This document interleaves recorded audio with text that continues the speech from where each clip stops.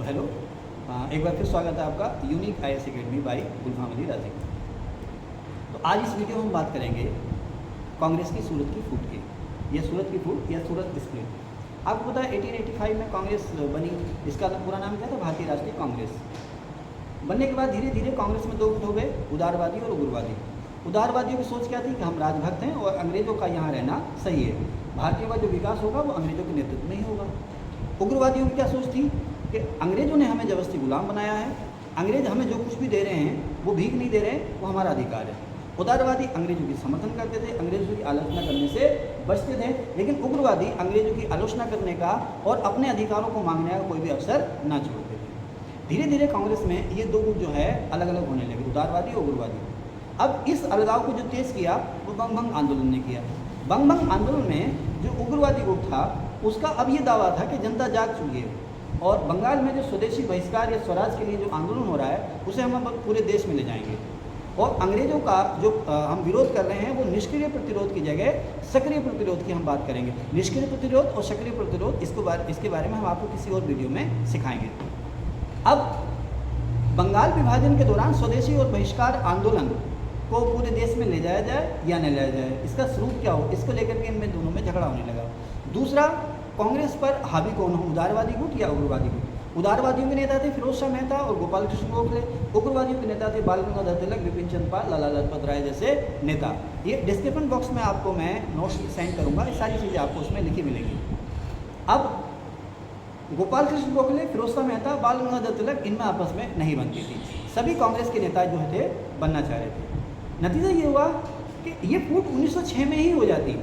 कांग्रेस के अध्यक्ष बनने के नाम पर ये जो फूट है 1906 में ही हो जाती, लेकिन 1906 में विभाजन रुक गया। कैसे रुक गया कि 1906 में विभाजन तय था, लेकिन 1906 में अध्यक्षता करने के लिए, कलकत्ता सेशन में अध्यक्षता करने के लिए स्पेशली दादा भाई नौरोजी को लंदन से बुलाया गया। दादा भाई नौरोजी जो थे वो उग्रवादी उदारवादी दोनों के ही सम्मानित थे, वो सर्वमान्य देता थे एक तरह से। तो कांग्रेस में वो लोग जो विभाजन को टालना चाहते थे उन्होंने नौरोजी को बुला करके और उन्हें अध्यक्ष बना करके 1 साल के लिए विभाजन टाल दिया। लेकिन अगले साल 1907 में अध्यक्ष बनने के लिए कांग्रेस में फिर से फूट पड़ गई। 1907 में कांग्रेस का जो सेशन हुआ वो सूरत में हुआ। उस समय वायसराय था लॉर्ड विंटो उस समय वायसराय था। जब सेशन में इलेक्शन हुआ अध्यक्ष बनने के लिए, तो उग्रवादियों के जो नेता थे वो थे उग्रवादियों के जो प्रत्याशी थे वो थे लाला लाजपत राय। उदारवादियों के प्रत्याशी थे रास बिहारी घोष। उदारवादियों के प्रत्याशी रास बिहारी घोष चुनाव जीत गए, जिसको उग्रवादी बर्दाश्त ना कर पाए।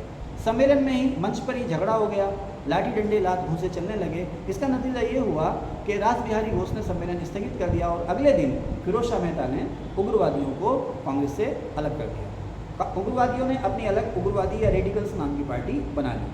अब सूरत की फूट का असर क्या हुआ राष्ट्रीय आंदोलन में, बंग आंदोलन के लिए, या भारत में जो राष्ट्रवादी गतिविधियां उभर रही थी उसमें सूरत की फूट का क्या प्रभाव पड़ा। आप देखें, बंग आंदोलन के दौरान राष्ट्रवाद की लहर उठी। अंग्रेजों के खिलाफ जो अहिंसात्मक आंदोलन है उसकी लहर तेजी से चल पड़ी। हालांकि बंग आंदोलन के दौरान उसके लेटर फेज में बंगाल में खास करके कुछ दंगे भी होने लगे थे, आंदोलन कमजोरी पड़ने लगा था। लेकिन इस फूट ने, कांग्रेस के इस विभाजन ने बंग आंदोलन को एक तरह से समाप्त कर दिया। वो युवा, वो छात्र जो अहिंसात्मक संघर्ष की ओर आकर्षित होने लगे थे वो अहिंसात्मक संघर्ष से दूर होने लगे। इसका नतीजा ये हुआ कि बंगाल और पंजाब में अब क्रांतिकारी गतिविधियां उभरने लगी। बहुत सारे ऐसे संगठन जो बलिदान देने के लिए तैयार थे उभरने लगे, जो अंग्रेजों को डरा करके यहाँ से भगाने के समर्थक थे। जो अहिंसात्मक संघर्ष का रास्ता था वो धीमे हो गया। कांग्रेस भी इससे कमजोर हुई। अच्छा, आप देखें ना, उग्रवादी और उदारवादी दोनों ही एक दूसरे के पूरक थे। उदारवादी जो कि अंग्रेजों के समर्थक थे और उग्रवादी जो कि अंग्रेजों के विरोधी थे।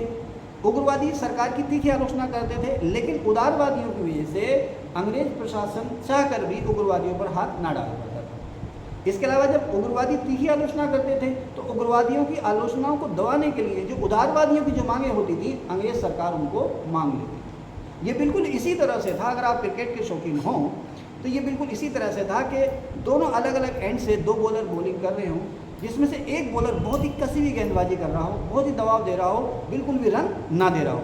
दूसरे एंड से थोड़ा सा हल्का बॉलर रन बनाने के लिए बल्लेबाज उस पर टूट पड़ता हो और उस टूट पड़ने के क्रम में बल्लेबाज गलती कर जाता हो और आउट हो जाता हो। इसी तरह से उग्रवादी और उदारवादी एक दूसरे के लिए पूरक थे। उग्रवादी दबाव बनाते थे, उस दबाव का नतीजा ये होता था कि उदारवादियों की मांगें मान ली जाती थी। लेकिन अब जब फूट हो गई, दोनों भाई अलग हो गए, अब अंग्रेज जो थे उनके लिए मैदान बिल्कुल खुला हो गया। अब वो खुलकर बैटिंग करने लगे। खुलकर कैसे बैटिंग करने लगे? तरह तरह के झूठे सच्चे मुकदमों में पकड़ करके ये जितने भी खास उग्रवादी नेता थे उनको जेल में डालना शुरू कर दिया। 1907 में ही 1907 या 8 में ही बाल गंगाधर तिलक को राजद्रोह के आरोप में 6 वर्ष की सज़ा देकर के जेल में डाल दिया गया। जो उदारवादी थे उनकी मांगों की तरफ को ध्यान देना अब बंद कर दिया गया। नतीजा ये हुआ, कांग्रेस कमज़ोर हुई, उदारवादी उग्रवादी दोनों ही कमज़ोर हो गए और जो हमारा आंदोलन था वो भी मंद पड़ गया। अब एनी बेसेंट ने सूरत की घटना को कांग्रेस के इतिहास की सर्वाधिक दुखद त्रासदी कहा है। तो सर्वाधिक दुखद त्रासदी इसलिए थी क्योंकि 1907 के बाद 1917-18 तक कांग्रेस एक तरह से नेपथ्य में चली गई। हालांकि बाल गंगाधर तिलक और एनी बेसेंट ने होम रूल लीग के नाम से इस आंदोलन को संवारने की सजाने की कोशिश की थी, लेकिन वो बात ना बन पाई जो बाद में गांधी जी के समय में बनी। इसी सूरत की फूट को वायसराय लॉर्ड मिंटो ने अंग्रेज सरकार की जीत कहा था और लॉर्ड कर्जन की जो उक्ति थी कि कांग्रेस अपने पतन के लिए लड़खड़ा रही है, वो बात बिल्कुल सही है। Thank you.